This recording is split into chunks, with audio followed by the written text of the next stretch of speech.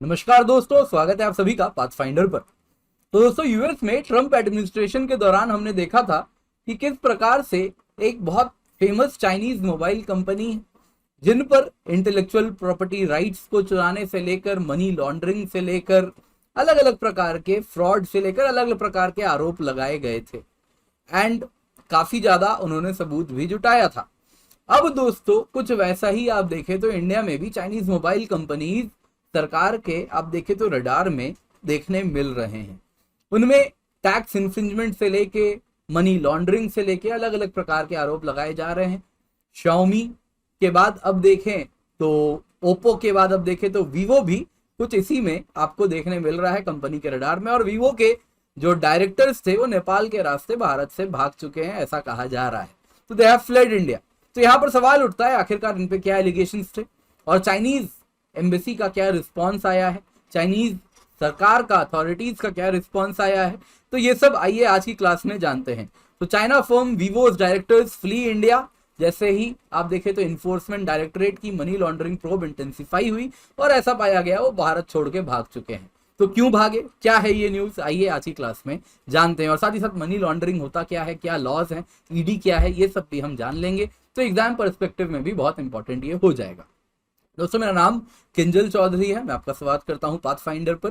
तो आप जल्दी से जाएं, जाके चैनल सब्सक्राइब करें अगर आपने अब तक पाथफाइंडर सब्सक्राइब नहीं किया है तो। इसके सिवा आप उससे मेरे टेलीग्राम चैनल पर जुड़ सकते हैं, जहां पर लेक्चर के बाद आपको पीडीएफ अपडेट्स भी मिल जाएंगे। एंड साथ ही साथ कहना चाहूंगा, डेली 4 PM to 6 PM निकालो प्रीलिम्स 2023 फ्री स्पेशल क्लास है, जिसमें हम मंथली करंट अफेयर्स को एमसीक्यूज के रूप में कवर करते हैं। तो बहुत ही रेलिवेंट है, एग्जाम रेलिवेंट होता है एंड साथ ही साथ स्टैटिक टॉपिक्स को भी कर रहे हैं। तो आप यहाँ पर जरूर जुड़ें एंड अपनी प्रीलिम्स की जो प्रिपरेशन है उसको एक स्ट्रॉन्ग फाउंडेशन आप दे सकते हैं। इसके सिवा एनवायरमेंट ज्योग्राफी के मेरे प्लस कोर्स है, वहां पर भी जरूर जुड़ सकते हैं। साथ ही साथ अगर आप अकेडमी सब्सक्रिप्शन लेने का सोच रहे हैं तो यूज द कोड KC10, क्योंकि जब भी आप ये कोड यूज करेंगे एंड अगर आप 1 साल या उससे अधिक की प्लस या फिर आइकनिक या फिर कॉम्बो सब्सक्रिप्शन लेते हैं तो आपको मेरे द्वारा मिलती है हैंड होल्डिंग एंड गाइडेंस, जो कि सारे subjects of GS, SA, geography, optional answer writing को कवर करती है। तो आइए देखते हैं न्यूज में क्या है। न्यूज में है दोस्तों, इनकम टैक्स डिपार्टमेंट ने earlier this year tax evasion के आरोप लगाए थे 3 कंपनीज पर, 3 चाइनीज स्मार्टफोन कंपनीज है। कौन है? Xiaomi, Oppo and Vivo. कहा जा रहा है 6,500 करोड़ से ज्यादा का टैक्स इवेजन इन कंपनीज ने किया है। हुआवे पे भी अगर आप देखें तो इसी प्रकार से मैनिपुलेशन ऑफ अकाउंट बुक्स के आरोप लगाए गए हैं एंड इस प्रकार से वो भारत में उनका जो टैक्सेबल इनकम है उसको भी रिड्यूस किया है। दोस्तों, मैंने स्टार्टिंग में कहा था यूएस में भी एक कंपनी पर लगाया गया था, तो सस्पेंस में खोलता हूं, वो भी कौन सी कंपनी थी? हुआवे थी। हुआवे पे ही यूएस में भी एलिगेशंस लगे थे और अब इंडिया में भी सेम चीज पाया गया है। इन्फोर्समेंट डायरेक्टरेट की अगर हम बात करें तो उन्होंने अर्लियर 5,551 करोड़ सीज किया है Xiaomi इंडिया का एंड अब रडार वीवो पर भी शिफ्ट हो चुका है एंड उसके डायरेक्टर्स इन्वेस्टिगेशन जिस प्रकार से आगे बढ़ रही थी भारत छोड़ के भाग गए हैं। तो सवाल उठता है, वीवो इन्वेस्टिगेट क्यों किया जा रहा है? तो दोस्तों, कुछ सिक्योरिटी रिलेटेड इश्यूज हैं यहाँ पर जो हमें देखने मिल रहे हैं। तो अगर आप देखें, सबसे पहले तो चाइनीज नेशनल्स जो इसमें इन्वॉल्व थे उन लोगों ने कहा जा रहा है कि आइडेंटिटी पेपर्स अपने फोर्ज किए हैं और फिर वीवो के साथ वो जुड़े हुए थे। इसके सिवा अगर देखें तो सिग्निफिकेंट इरेगुलरिटी थी कंपनी के ओनरशिप में और फाइनेंशियल रिपोर्टिंग का जो पेपर वर्क था उसमें भी काफी ज्यादा उसमें भी रेगुलरिटीज पाई गई थी। मिनिस्ट्री ऑफ कॉर्पोरेट अफेयर्स ने स्पेशल इंफेसिस ले किया है कि जो violations and frauds in companies के द्वारा हो रहा है उसको भी उजागर करना चाहिए। वीवो इस वक्त prevention of money laundering act के अंतर्गत इन्वेस्टिगेट की जा रही है और investigating agency is enforcement directorate. तो ये तो दोस्तों न्यूज था, क्यों वीवो इन्वेस्टिगेट हो रही है। सिंपल शब्दों में कहूं तो tax evasion and money laundering के इस पर आरोप है। साथ ही साथ पेपर भी जो है आइडेंटिटी पेपर्स भी अगर आप देखें तो वो भी फोर्ज किया गया है and ownership and financial reporting में भी रेगुलरिटीज है। चाइना ने कैसे रिस्पॉन्ड किया? चाइना ने कहा कि दोस्तों हम इस इशू को क्लोजली फॉलो कर रहे हैं। चाइनीज गवर्नमेंट तो हमेशा कहती है चाइनीज इंटरप्राइजेस को कि आप जहां भी काम कर रहे हैं लॉ ऑफ द लैंड को वहां पे जरूर फॉलो करें। एंड उसने कहा कि चाइनीज इंटरप्राइजेस के जो लेजिटिमेट राइट्स हैं उसको वो सेफगार्ड करने के लिए हमेशा आगे बढ़ेंगे और तत्पर रहेंगे और चाइना उनके लेजिटिमेट राइट्स को एंड इंटरेस्ट को सेफगार्ड करेगी। साथ ही साथ एक एडवाइजरी भी मिल गई भारत को। उन्होंने कहा कि Indian enforcement agency Chinese companies पर मल्टीपल इन्वेस्टिगेशन कर रही है और इस प्रकार से जो फॉरेन एंटिटीज इंडिया में ऑपरेट करते हैं, इन्वेस्ट करते हैं, उन लोगों में एक आप अगर देखें तो कॉन्फिडेंस कम हो रहा है भारत पर और जो बिजनेस एनवायरनमेंट इन इंडिया है उसमें भी आप देखें तो कहीं ना कहीं चिलिंग इफेक्ट आता है, कॉन्फिडेंस खत्म होती है, मार्केट एंटिटीज भारत में काम करने से कतराएंगी। बहुत सारा ज्ञान दिया, अच्छी बात है, जो भी है उन लोगों ने इस प्रकार से रिस्पॉन्ड किया। अब दोस्तों एग्जाम पर्सपेक्टिव कंटेंट जानते हैं। तो मनी लॉन्ड्रिंग क्या होता है? लॉन्डर का मतलब क्या होता है? लॉन्ड्री, धोना। मनी लॉन्ड्री यानी डर्टी मनी को क्लीन मनी बनाना, धो देना। तो कलेक्शन ऑफ डर्टी मनी कैसे हो सकती है? मान लीजिए कोई आदमी ड्रग्स बेचता है ना, वो ड्रग्स बेचता है और इस प्रकार से कैश में खूब सारा उसने पैसा जमा कर लिया, ड्रग्स बना के बेच के, एक बड़ा सा बिजनेस एम्पायर है उसका। ये कैसी मनी है? डर्टी मनी है। ये सिस्टम में आप देखें तो कहीं भी किसी बैंक में नहीं दिख रही, लेकिन उसके पास पैसा तो है, ये डर्टी मनी है। फिर इसमें पहला स्टेप होता है प्लेसमेंट। इस डर्टी मनी को फाइनेंशियल सिस्टम में इंटीग्रेट किया जाता है किसी बैंक के सहारे से। फिर इसमें अगर आप देखें तो लेयरिंग की जाती है, क्योंकि डायरेक्टली एक बैंक में डालेंगे तो जाहिर सी बात है वो पता चल जाएगा, तो इस प्रकार से लेयर किया जाता है। वेरियस ऑफशोर ऑनशोर बैंक्स में कंटिन्यूअस ट्रांसफर किया जाता है और इस प्रकार से मल्टीपल लिंक्स बनाए जाते हैं, तो मल्टीपल चेन्स में ट्रांसफर होते हैं, एंड इस प्रकार से this is called as layering. And तीसरा स्टेज होता है इंटीग्रेशन, जब इस डर्टी मनी को वापस से मेन इकोनॉमी में मेन स्ट्रीम कर दिया जाता है। कैश के द्वारा मान लीजिए किसी ने कोई बढ़िया सा बिल्डिंग में घर खरीद लिया या फिर कोई कमर्शियल प्रॉपर्टी खरीद ली, तो इस प्रकार से काफी मेजर पेमेंट उसने कैश में कर दिया और बाकी पैसे इसी अकाउंट्स के द्वारा जो लेयर किए थे उससे उसने खरीद लिया और अपने काले धन को सफेद कर लिया। तो इस प्रकार से मनी लॉन्ड्रिंग स्कीम के तीन सबसे इंपॉर्टेंट आप देखें तो यही तीन टिपिकल मनी लॉन्ड्रिंग के स्टेजेस होते हैं। प्लेसमेंट करते हैं, लेयरिंग करते हैं और तीसरा फाइनली मेन फाइनेंशियल सिस्टम से इंटीग्रेट करते हैं। तो अगर आप देखें तो इस प्रकार से जो money terrorist activity drug trafficking से भी आती है उसको भी इस प्रकार से आप लेजिटिमेट बना सकते हैं। तो इसी को ध्यान में रखते हुए एक एक्ट है prevention of money laundering act, and इसमें अगर आप देखें तो लॉन्ड्रिंग जो है ये देश की इकोनॉमी के लिए बहुत ज्यादा डेंजरस हो सकती है, एंड इसलिए इसको पीएमएलए के द्वारा कवर किया जाता है। तो क्या है prevention of money laundering act 2002?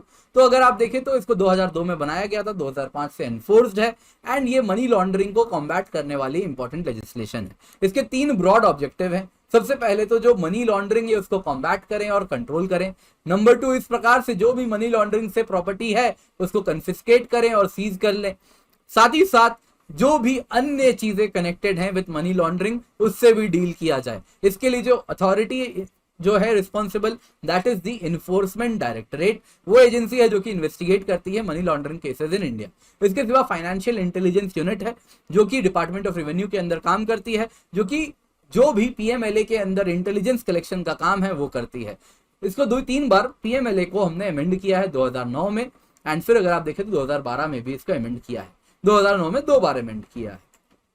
तो इन्फोर्समेंट डायरेक्टरेट जो कि मेन एजेंसी है, हमेशा न्यूज में रहती है, क्या है ये? तो देखिए दोस्तों, तो ये मेजर लॉ इन्फोर्समेंट एजेंसी है जब बात होती है फाइनेंशियल क्राइम्स की। 1956 में इसको बनाया गया था as the enforcement unit in the department of economic affairs.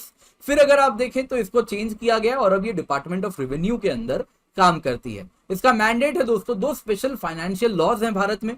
सबसे पहला है फीमा, फॉरेन एक्सचेंज मैनेजमेंट एक्ट 1999, उसको एनफोर्स करना। दूसरा है prevention of money laundering act 2002, उसको एनफोर्स करना।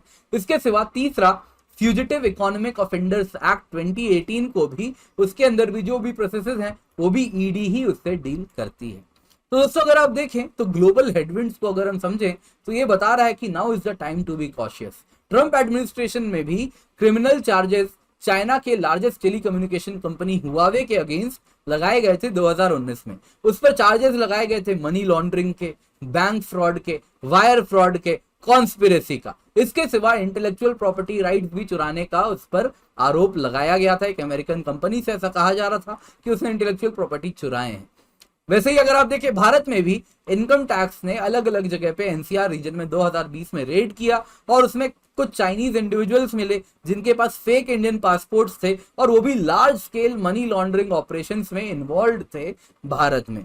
तो इससे पता चल रहा है दोस्तों, अगर आप देखें तो एक फ्रेश कंसर्न्स रेज हो रहे हैं। जो चाइनीज फर्म्स हैं वो फाइनेंशियल एनोमलीज उनके साथ कॉमन पाई जा रही है जिस भी कंट्री में वो ऑपरेट करते हैं। तो जरूरी है कि अगर चाइनीज कंपनीज भारत में काम करते हैं तो हमें कॉशियस होना चाहिए। आप क्या कहते हैं? आप मुझे कमेंट में जरूर बताइए। तो दोस्तों अगर आप अपना अकेडमी सब्सक्रिप्शन लेते हैं यूजिंग द कोड KC10 तो आपको सिर्फ 10% ऑफ नहीं मिलता, आपको मेरे द्वारा गाइडेंस, हैंड होल्डिंग, मेंटरशिप मिलती है। आप निश्चिंत होकर कोड यूज कर सकते हैं और एक साल से अधिक की यदि आप प्लस आइकॉनिक कॉम्बो सब्सक्रिप्शन लेंगे तो मेरी आपको गाइडेंस मिलेगी सारे सब्जेक्ट्स ऑफ GS, ऐसे ज्योग्राफी ऑप्शनल में। तो आप प्लस या फिर आइकॉनिक या फिर कॉम्बो 1 ईयर की सब्सक्रिप्शन लें एटलीस्ट और फिर मुझसे जरूर संपर्क करें and use the code KC10। इसके सिवा मेगा एक्सटेंशन ऑफर है जिसमें 12 मंथ और 18 महीने में हम आपको 3 महीना और 6 महीने का सब्सक्रिप्शन फ्री दे रहे हैं और 24 महीने और 36 महीने में आपको CSE एश्योर प्रोग्राम मिल रहा है। CSE एश्योर में जब भी आप 2 साल या से अधिक की सब्सक्रिप्शन लेते हैं और उसके बाद भी अगर आपको मन मुताबिक रिजल्ट सिविल सर्विस एग्जाम में नहीं मिलता है तो आपको 1 ईयर की एक्सटेंशन मिलेगी हमारी तरफ से, तो आप निश्चिंत होकर इसका भी इस्तेमाल कर सकते हैं।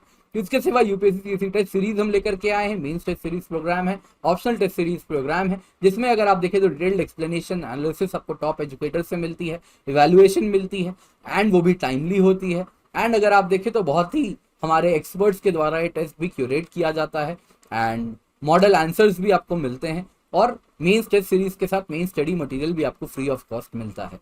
इसके सिवा मेरे कोर्स हैं daily 4 PM to 6 PM special class है जिसमें हम मंथ वाइज प्रीलिम्स को कवर करते हैं यूजिंग मॉक टेस्ट, तो उसमें आप जरूर जुड़ें, काफी आपके ज्ञान वर्धन आपको देखने मिलेगा। इसके सिवा अकेडमी सब्सक्रिप्शन है, अगर आप प्लस सब्सक्रिप्शन लेते हैं 1 साल की तो इसकी कीमत है 52,370 rupees on using the code KC10 and iconic subscription 1 साल की उसकी कीमत है 71,744 rupees on using the code KC10। इसके सिवा अगर आप कॉम्बो सब्सक्रिप्शन लेते हैं 1 साल की तो इसकी जो कीमत है, अगर आप प्लस कॉम्बो लेते हैं तो इसकी 1 साल की कीमत है 61,973 rupees on using the code KC10 and 1 year की आइकनिक कॉम्बो सब्सक्रिप्शन की कीमत है 79,553 rupees on using the code KC10।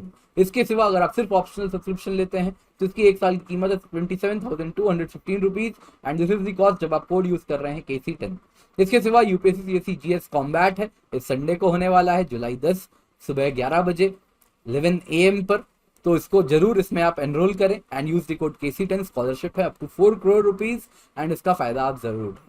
बाकी अनअकैडमी में आप देख सकते हैं हमारे बहुत सारे टॉपर्स इस हमारी सुविधा, हमारे सब्जेक्ट मैटर एक्सपर्टीज का फायदा उठाएं, तो आप भी उनमें से एक हो सकते हैं। डेडिकेटेड डाउट सॉल्विंग सेशन है, अनलिमिटेड व्यूज हैं, तो इन सब का आप फायदा उठा सकते हैं। 0% EMI पे आपको लोन भी हम दे रहे हैं, तो उसका भी आप फायदा जरूर उठाएं। यूपीएससी बैचेज हैं, जुलाई 6 2022 से स्टार्ट हुए हैं, तो इनका हिस्सा आप जरूर बन सकते हैं। हिंदी बैचेज है, इंग्लिश बैचेज है, बाइलिंगुअल बैचेज है फॉर 2023 एंड 2024 एज वेल, तो इसका फायदा आप जरूर उठाएं। Thank you so much for joining, have a great day.